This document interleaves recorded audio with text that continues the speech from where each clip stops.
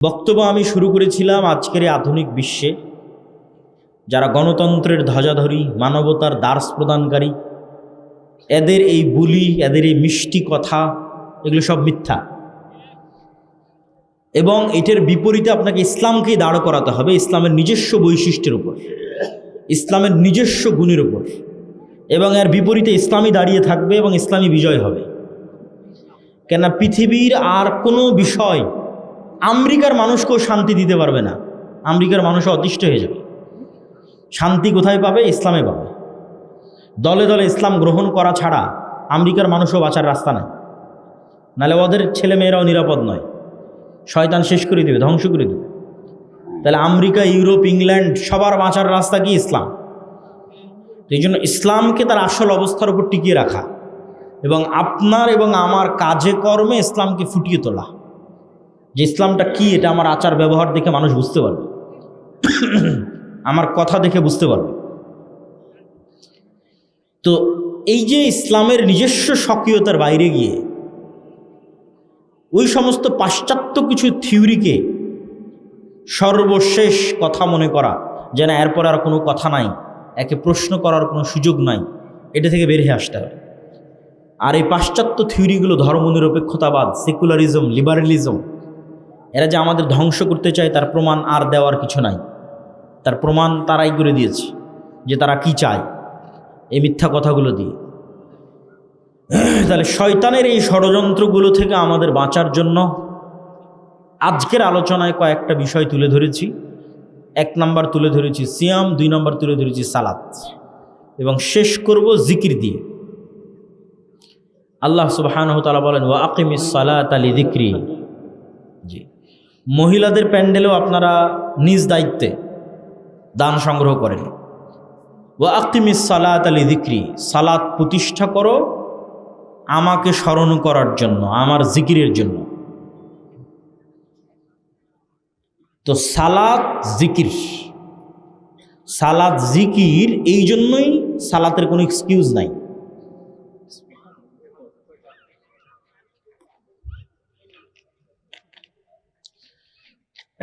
বিসমিল্লাহ বলতে, আলহামদুলিল্লাহ বলতে, সুবহানাল্লাহ বলতে, আল্লাহু আকবার বলতে কিবলা লাগে না, মসজিদ লাগে না, পবিত্র হওয়া লাগে না, উজু লাগে না, তায়াম্মুম লাগে না।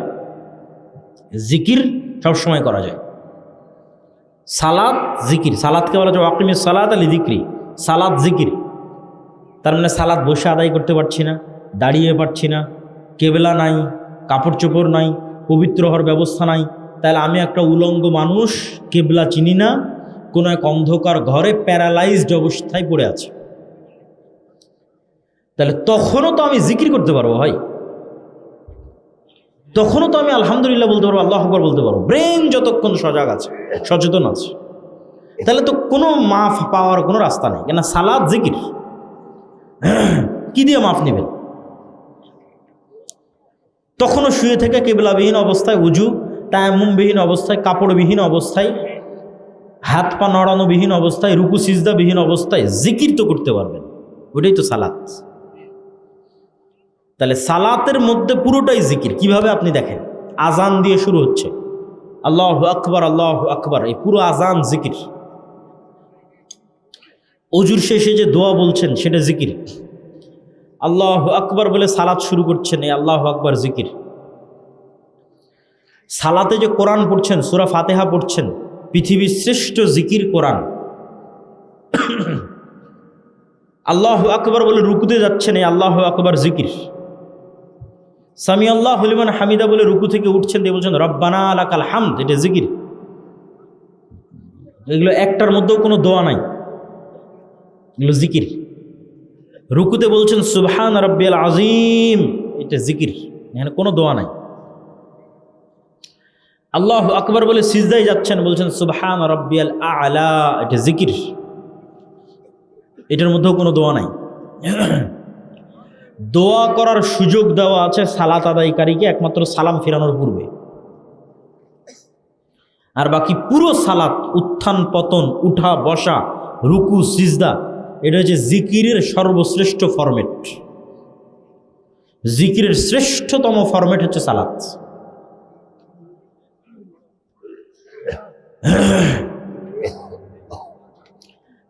জিকির কেন শক্তিশালী, জিকির কেন পাওয়ারফুল, এটা আমি আমার বহু বক্তব্যে তুলে ধরেছি।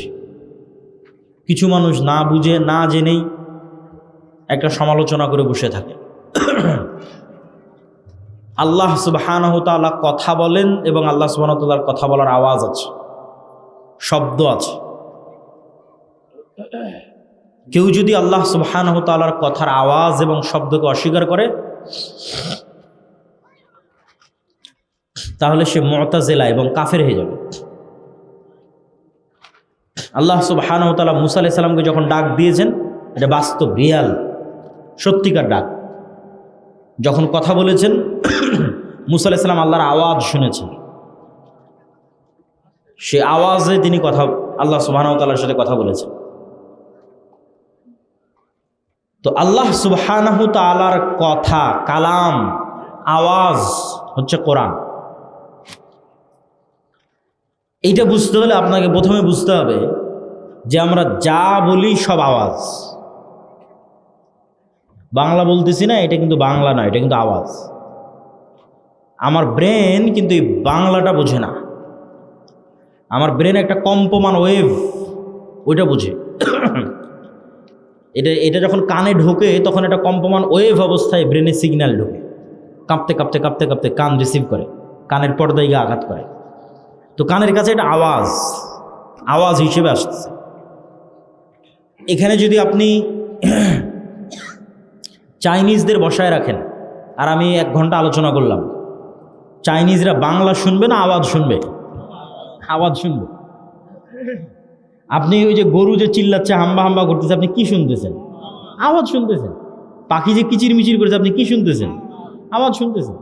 কিন্তু ওর প্রত্যেকটার অর্থ আছে, ওইটা আপনি জানেন না। ওইটা সুলাইমান আলাইহিস সালাম জানতো পাখি কি বলতেছে। যেমন আমি চাইনিজেরটা জানি না। এখানে যদি একটা চাইনিজ বক্তা বসে থাকতো, আপনারা সামনে থাকতেন, শুধু আওয়াজ শুনতেন। আমাদের ব্রেনকে শিখানো হয় এই আওয়াজটার এই অর্থ, তখন ব্রেন বুঝে যে এটা বাংলা আওয়াজ আসতেছে, আওয়াজটা বাংলা আওয়াজ, ও রিসিভ করে। কিন্তু আলটিমেটলি এগুলো আওয়াজ। তো কোরআন আল্লাহ সুবহানাহু ওয়া তাআলার আওয়াজ। তার অর্থ এই নয় যে আমরা যেটা পড়ছি হুবহু সেটা আল্লাহ সুবহানাহু ওয়া তাআলার আওয়াজ, কেন এটাতে তাশবিহ আছে, এটা নয়। তো কোরআন যে আল্লাহ সুবহানাহু ওয়া তাআলার কালাম, আল্লাহ সুবহানাহু ওয়া তাআলার বাণী, সেটা আল্লাহ সুবহানাহু ওয়া তাআলার আওয়াজ।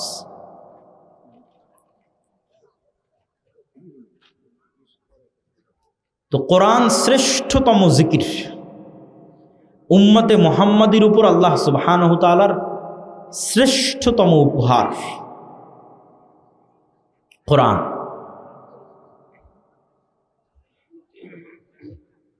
এবং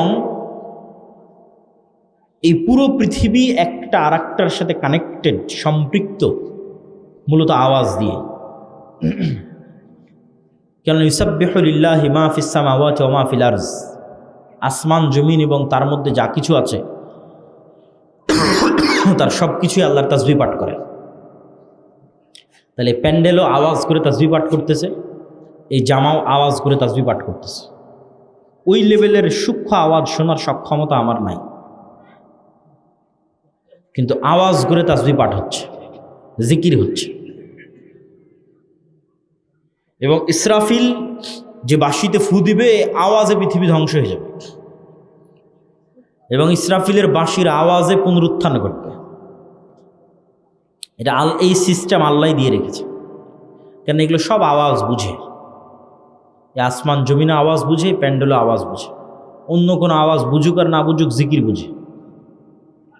মুয়াজ্জিন যখন আজান দেয়, এই মুয়াজ্জিনের আজান যতদূর পর্যন্ত যাবে, কীট পতঙ্গ পঙ্গপাল পশু প্রাণী ধূলিকণা বালিকণা সব এই আওয়াজের পক্ষে কিয়ামতের মাঠে সাক্ষী দিবে।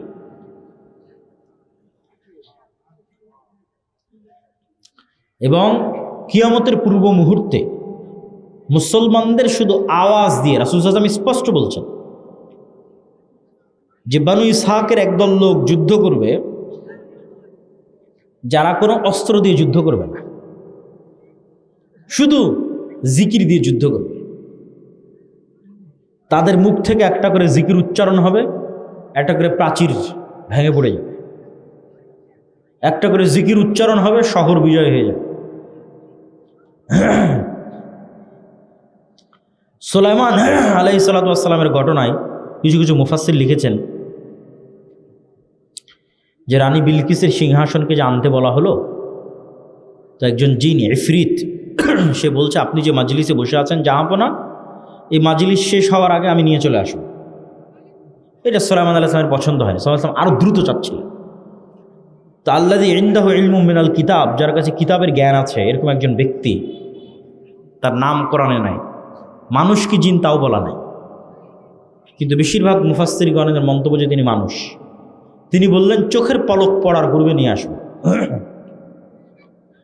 তো জিন নিয়ে আসবে মজলিস শেষ হওয়ার আগে, আর মানুষ নিয়ে আসবে চোখের পলক পড়ার পূর্বে। কেমনে সম্ভব? চোখের পলকে এই যুগে ডাটা ট্রান্সফার হচ্ছে, মেসেজ, কথা, ভিডিও, লাইভ চোখের পলকে চলে যাচ্ছে। কিন্তু এই টিস্যুটা এখন চোখের পলকে আমেরিকা যাবে, এরকম কোনো টেকনোলজি পৃথিবীতে নেই। কিন্তু আমার কথাটা চোখের পলকে আমেরিকা চলে যাচ্ছে, আলোর সাথে ডাটা ট্রান্সফার। মেসেজ দিলে চোখের পলকে অস্ট্রেলিয়া চলে যাবে। তাহলে মেসেজ চোখের পলকে চলে যাচ্ছে, আলোর মধ্যে দিয়ে ডাটা ট্রান্সফার হচ্ছে। টিস্যু কিভাবে যাবে? সিংহাসন কিভাবে আসবে? তো অনেক মুফাসসির লিখেছেন যে ওই যে আল্লাযী ইনদাহু ইলমুম মিনাল কিতাব, কিতাবের জ্ঞান ছিল, লিখেছেন যে বিশেষ কোনো জিকিরের জ্ঞান আল্লাহ সুবহানাহু ওয়া তাআলা তাকে দিয়ে রেখেছিলেন, যে জিকির দিয়ে তিনি চোখের পলকে সিংহাসনকে ট্রান্সফার করেছেন। আল্লাহু আলাম, আল্লাহ ভালো জানে। কিন্তু কোরআনের মধ্যে ইঙ্গিত আছে যে এটা জ্ঞান কেন্দ্রিক কিছু, যে উনি যে চোখের পলকে ট্রান্সফার করবেন। কোরআনে বলা আছে আল্লাযী ইনদাহু ইলমুম মিনাল কিতাব, যার কাছে কিতাবের জ্ঞান ছিল, ও বলছে আমি চোখের পলকে ট্রান্সফার করবো। মানে এটা জ্ঞান কেন্দ্রিক কিছু, এটা গায়ের জোর নয় যে জিন গায়ের জোরে উড়ে যাবে, উড়ে গিয়ে সিংহাসন নিয়ে আসবে মজলিস শেষ হওয়ার আগে, ওই গায়ের ক্ষমতা নয়, এটা জ্ঞানের কিছু, জ্ঞান রিলেটেড কিছু। তো প্রিয় উপস্থিতি, জিকির পৃথিবীর সকল অসম্ভবকে সম্ভব করতে পারে। লা ইলাহা ইল্লাল্লাহু ওয়াহদাহু লা শারীকা লাহু লাহুল মুলকু ওয়া লাহুল হামদু ওয়া হুয়া আলা কুল্লি শাইইন কাদির।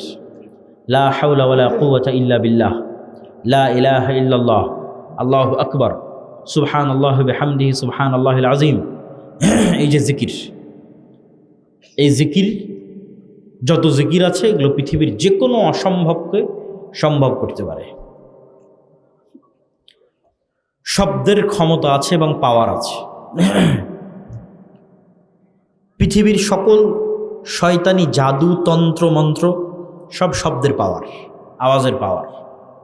কিন্তু সব শয়তানি জাদু, তন্ত্র, মন্ত্রের চেয়ে পাওয়ারফুল আল্লাহ সুবহানাহু ওয়া তাআলার কোরআন, যা আল্লাহ সুবহানাহু ওয়া তাআলার আওয়াজ। যেগুলো সব কিছুকে শেষ করে দিতে পারবে। নাস, ফালাক, ইখলাস, আয়াতুল কুরসি, সূরা বাকারার শেষ 2 আয়াত, সূরা ফাতিহা, এর চেয়ে শক্তিশালী কোনো আওয়াজ পৃথিবীতে নেই।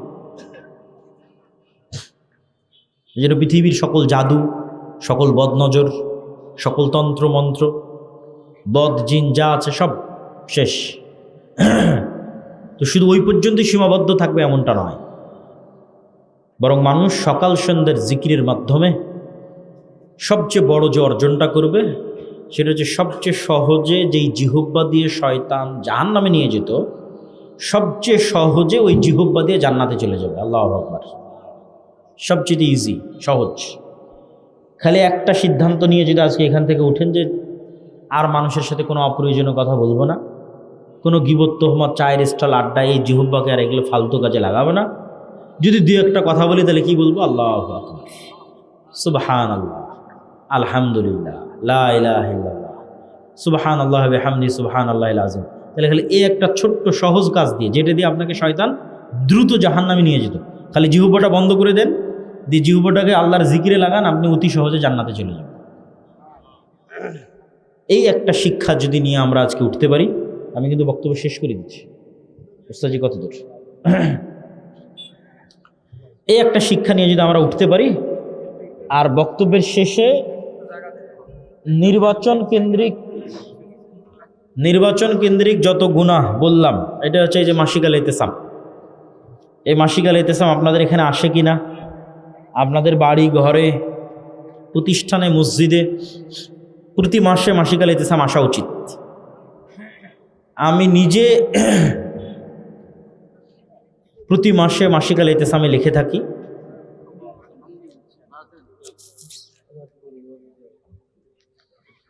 আমি নিজে প্রতি মাসে মাসিকাল ইতিসামে 3টা লেখা লিখি, সম্পাদকীয় লিখি, মিন্নাতুল বাড়ি লিখি, আরও একটা প্রবন্ধ লিখি প্রতি মাস। এই মাসিকাল ইতিসাম সব জায়গায় আপনাদের এতে থাকা উচিত। আপনাদের বাড়ি ঘর মসজিদ মাদ্রাসা প্রতিষ্ঠান সব জায়গায় থাকা উচিত। আর আল্লাহর পথে যাত্রা, এই বইটা লেখার পিছনের যেটা কারণ,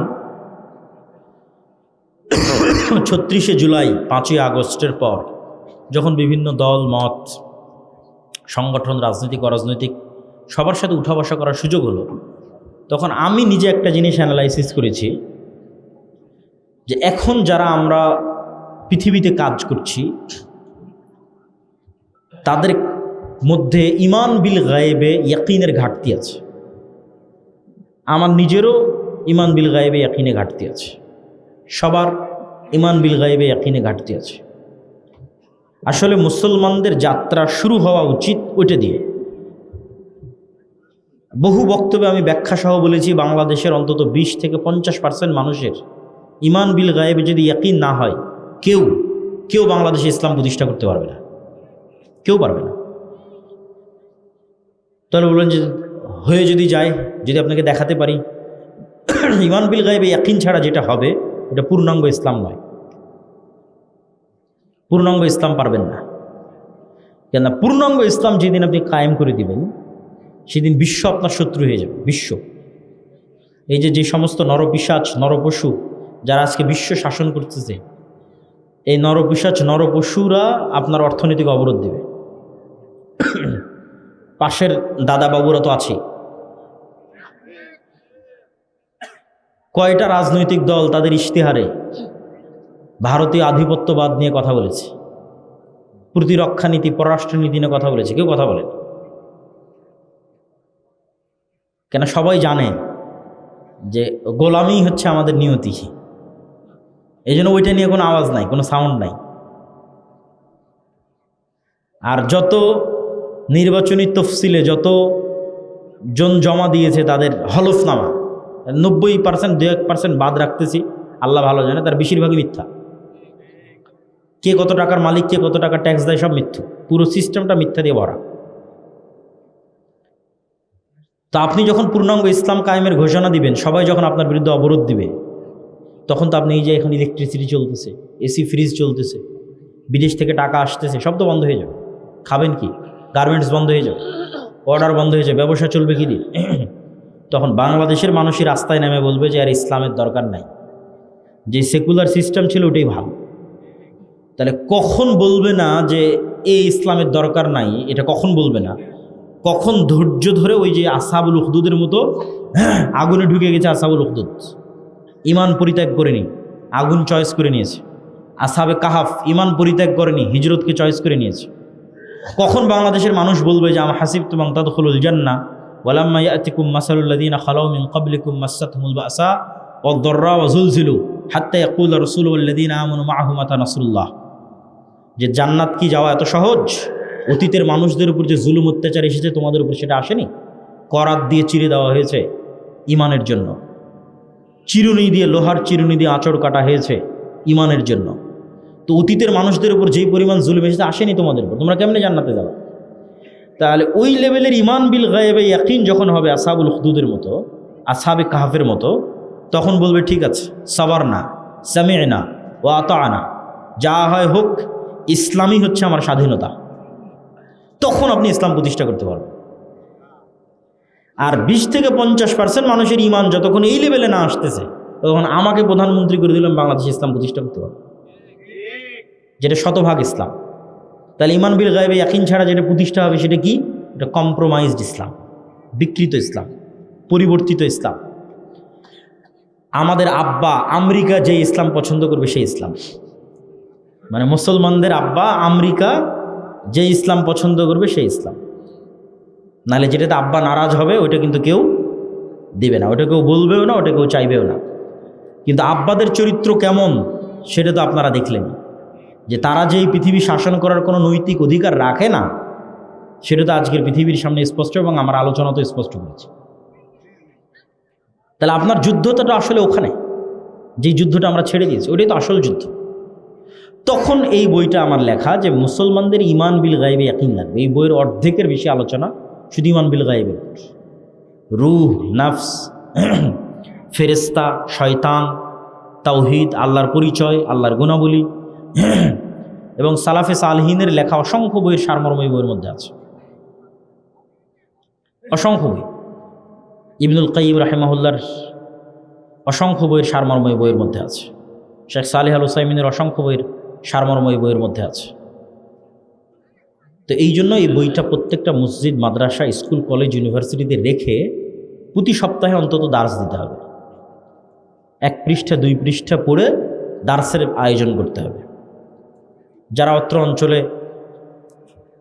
নাহিদ ভাই সহ আরও যারা দাওয়াইল আল্লাহর দায়িত্ব পালন করছে তাদেরকেও এই কাজটা করতে হবে, যে প্রতিটা মসজিদে অন্তত সপ্তাহে 1 দিন এই বইয়ের উপর, রমজান মাস থেকে শুরু হতে পারে, 2 পৃষ্ঠা 3 পৃষ্ঠা 4 পৃষ্ঠা যতদূর পড়া যায় পড়ে বোঝার চেষ্টা করতে হবে। কি বোঝার চেষ্টা হবে, কী বলতেছে। কেন ইমান বিল গায়েবে ইয়াকিন অর্জন করা ছাড়া কোনো রাস্তা নাই মুসলমানদের। তো আল্লাহর পথে যাত্রা এবং মাসিক আল ইতিসাম এই বইগুলো মূল্যায়ন করার জন্য, এবং আরও যে বই আজকে আছে খোঁজ করবেন, এগুলোকে মূল্যায়ন করার উদাত্ত আহ্বান জানিয়ে আজকের সংক্ষিপ্ত বক্তব্য এখানেই শেষ করছি। ওয়া আখিরু দাওয়ানা আনিল হামদুলিল্লাহি রাব্বিল আলামিন।